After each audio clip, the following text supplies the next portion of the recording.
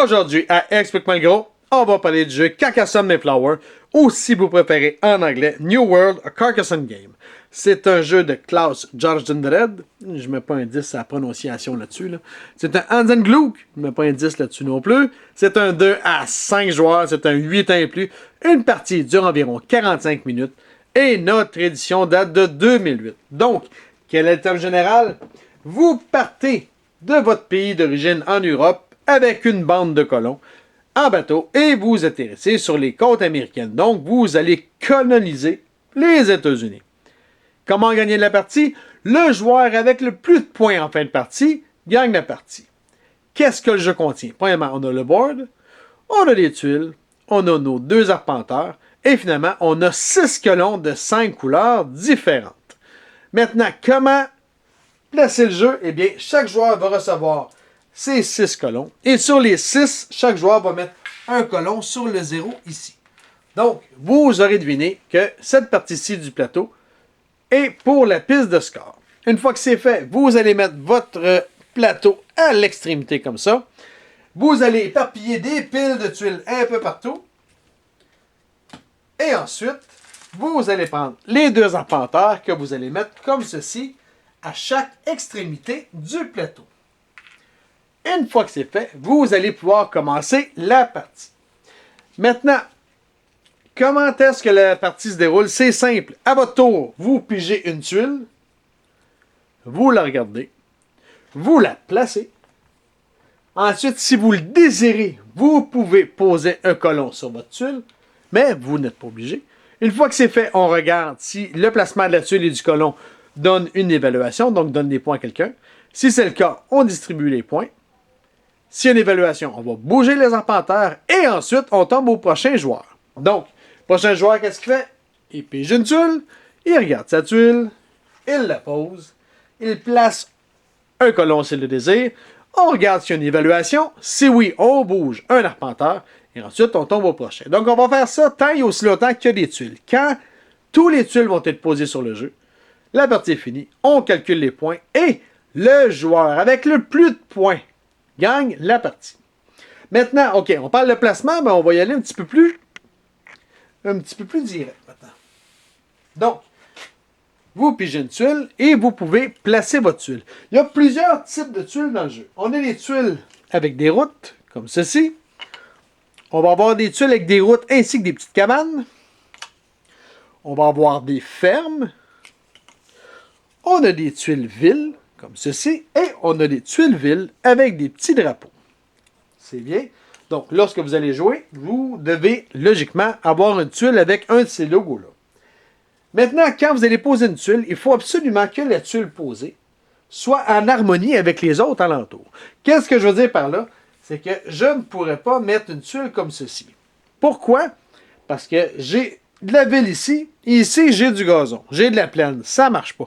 Tout comme j'ai de la plaine ici, puis j'ai de la ville là. Ça ne marche pas. Si je mets ma tuile comme ceci, eh bien là, ça fit, puisque ma ville est en continu et ma plaine est en continu.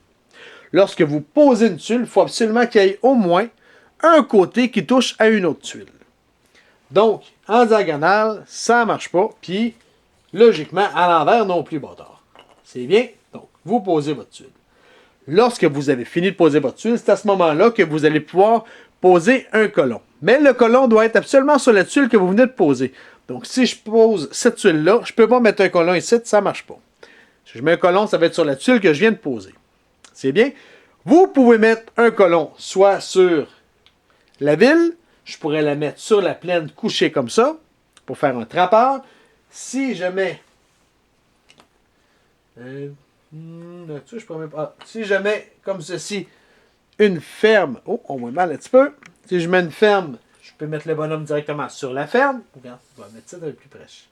Je pourrais mettre le bonhomme directement sur la ferme. Si je mets une ville... ou plutôt une route, comme ceci, eh bien, je peux mettre le bonhomme directement sur la route. C'est bien.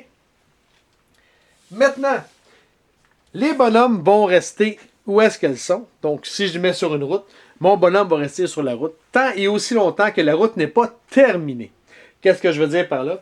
C'est que si je réussis, si je mets cette tuile ici, bien là, je pourrais dire que ma route, elle est terminée, puisque à l'extrémité, on a la plage, et à l'autre extrémité, j'ai une espèce de T. Si, admettons, je fais cette route-là, comme ceci, comme ça, puis admettons comme ça. Oh, je vais en remettre un autre. Je finis par trouver la tuile que je veux. Tout le temps la tuile qu'on cherche qu'on trouve pas, hein. Bon, mettons comme ça, et que j'avais un bonhomme ici, eh bien, je pourrais dire que ma route est terminée, puisqu'elle part d'une ville et arrête à une autre ville. C'est bien? C'est le seul moment où est-ce qu'on va pouvoir reprendre nos bonhommes. Comment? Première chose qu'on va faire, on pose la tuile. Mettons que je pose cette tuile-là. Je pourrais décider de mettre un bonhomme ici. Là, j'ai déjà un bonhomme sur la route, donc on va faire l'évaluation de la route. Pour faire l'évaluation de la route, on va faire un point pour chaque tuile de route. Donc, je ferai 1, 2, 3, 4, 5. Donc, je ferai 5 points pour cette route-là. Donc, sur la piste d'Oscar, j'avancerai de 5. Maintenant, si sur la route, je t'avance comme ça, on part d'une ville et on arrête à un T, mais j'ai une cabane. Qu'est-ce que la cabane fait? Eh bien, chaque cabane va donner 2 points supplémentaires à mon score. Donc, au lieu d'avoir 5 points, j'aurai 7 points pour cette route-ci. Donc, j'avancerai de 7 points. Maintenant, admettons que je joue ici. Moi, je mets mon bonhomme là. Plus tard, j'ai ici, j'ai le joueur bleu qui joue ici. Lorsque ça va être le tour de mon joueur rouge, s'il veut mettre cette route-ci, eh bien, il ne peut pas mettre un petit bonhomme rouge là. Pourquoi? Parce que cette section de route-là m'appartient. Donc, c'est ma route, il n'y a pas d'affaire là. Même chose, il ne pourra pas jouer plus ici parce que cette section de route-là appartient à bleu.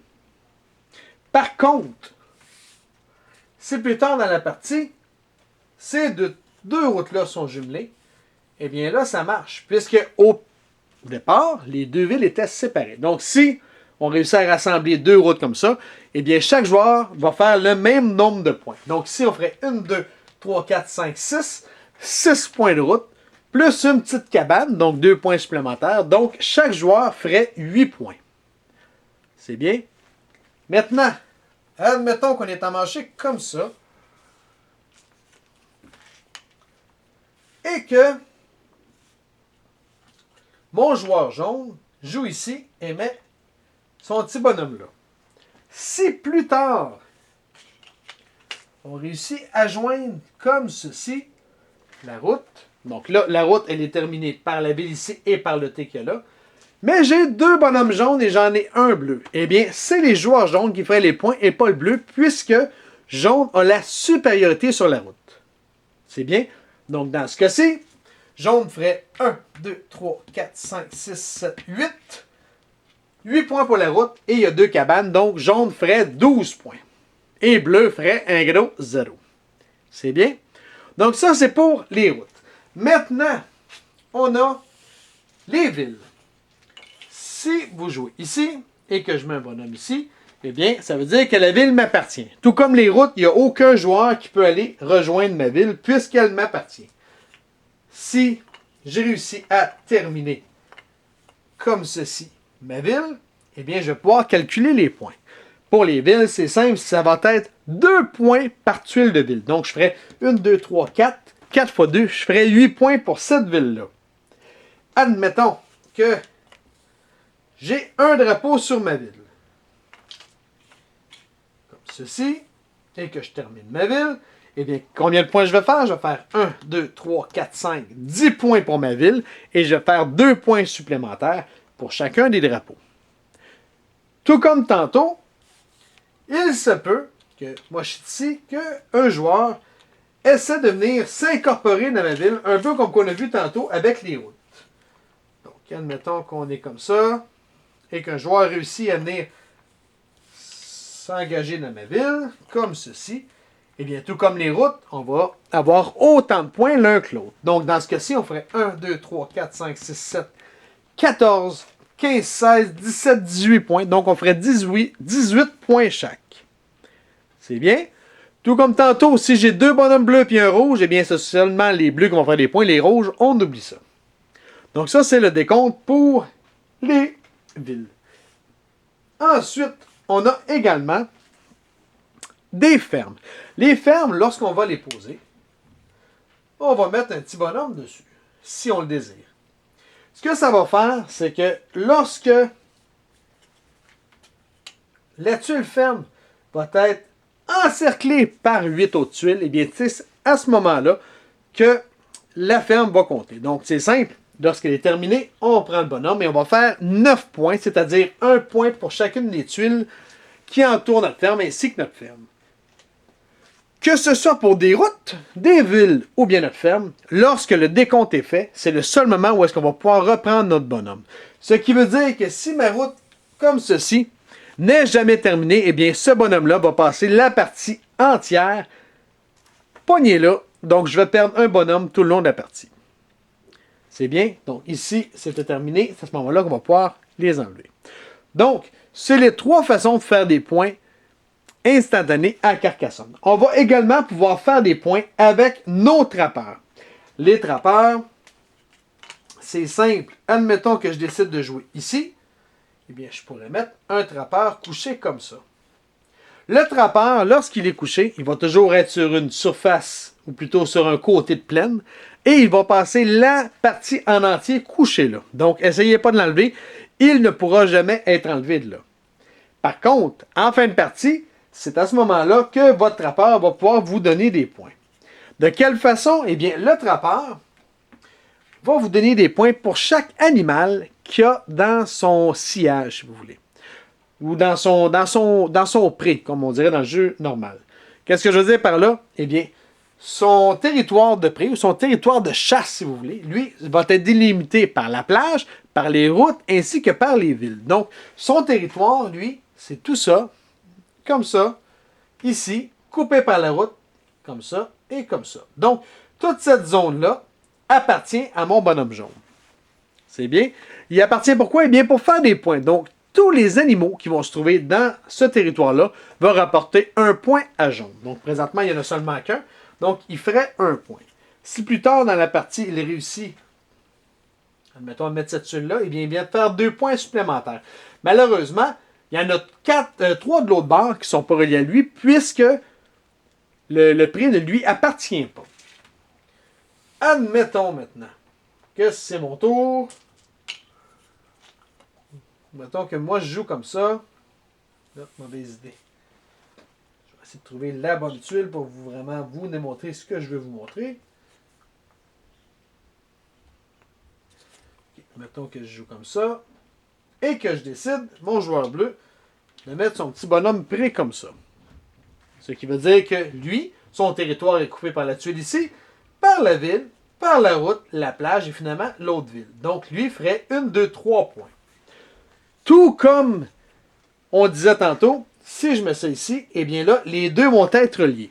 Parce que ce soit les terrains de chasse, les routes, les fermes ou quoi que ce soit, on ne peut pas être deux à la même place à jouer, sauf si on y va comme ça, en hypocrite si vous voulez.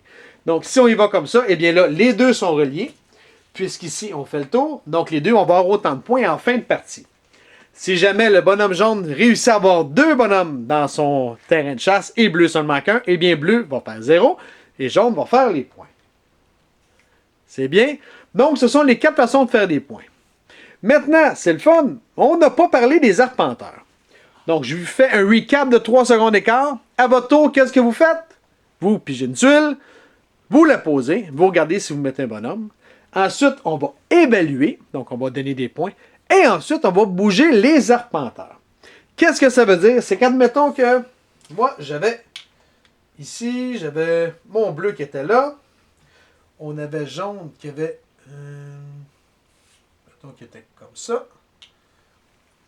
Lorsque le bleu va faire des points, donc mettons, bleu met cette tuile-là, il décide, une fois qu'il a fait, de mettre un bonhomme sur la route.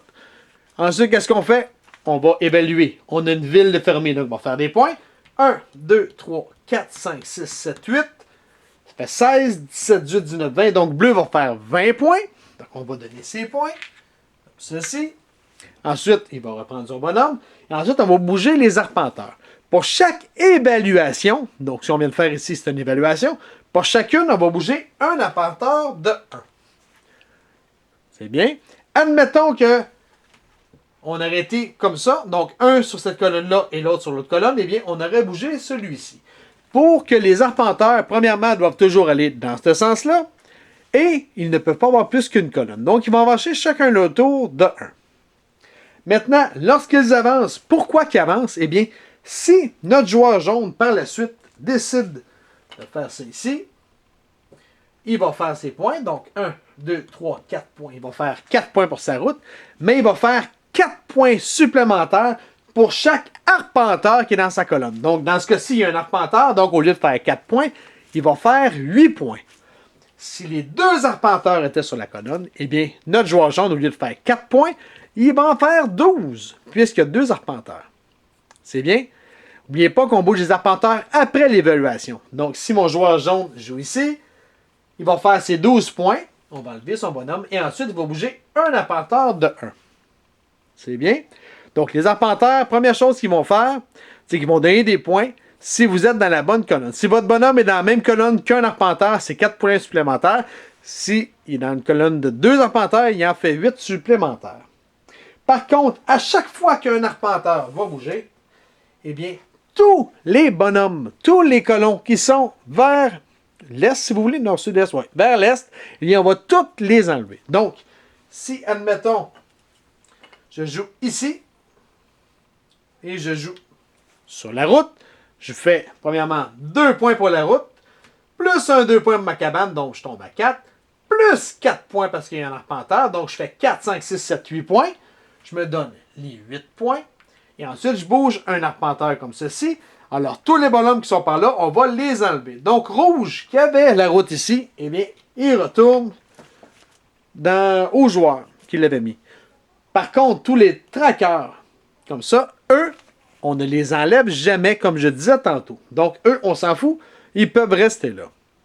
À votre tour, si vous voulez, vous pouvez jouer en arrière. Donc, vous pouvez jouer en arrière des arpenteurs comme ceci.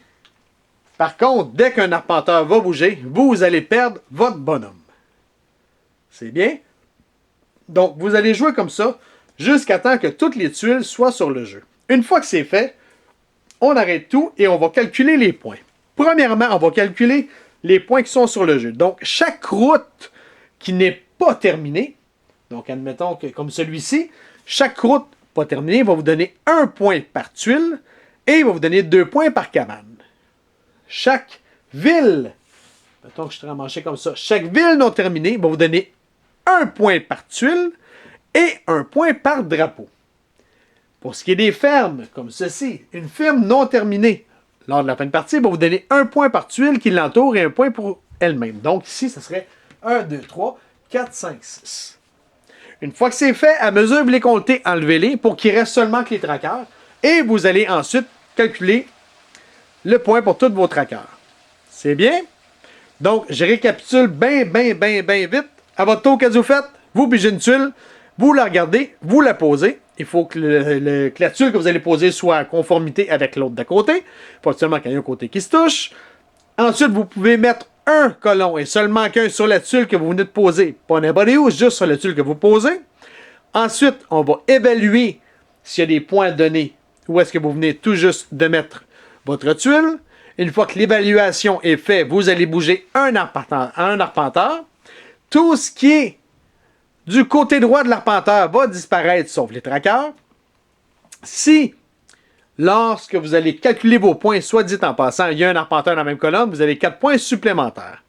S'il y a plusieurs évaluations, vous faites la première évaluation. Une fois qu'elle est faite, vous enlevez votre bonhomme, vous bougez l'arpenteur. Vous faites la deuxième évaluation, vous enlevez le bonhomme, vous bougez l'arpenteur. S'il y en a un autre, vous faites la troisième évaluation, vous bougez l'arpenteur, etc. À chaque fois, vous enlevez tout ce qui traîne à sa droite.